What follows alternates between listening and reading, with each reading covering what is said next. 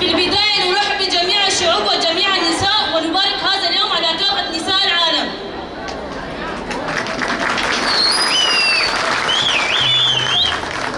إلى كافة النساء المناضلات من أجل الحرية والسلام والأمن والعدالة والمحبة، نبارك من أيامكم وكل لحظة تكافحن فيها من أجل هذه القيم.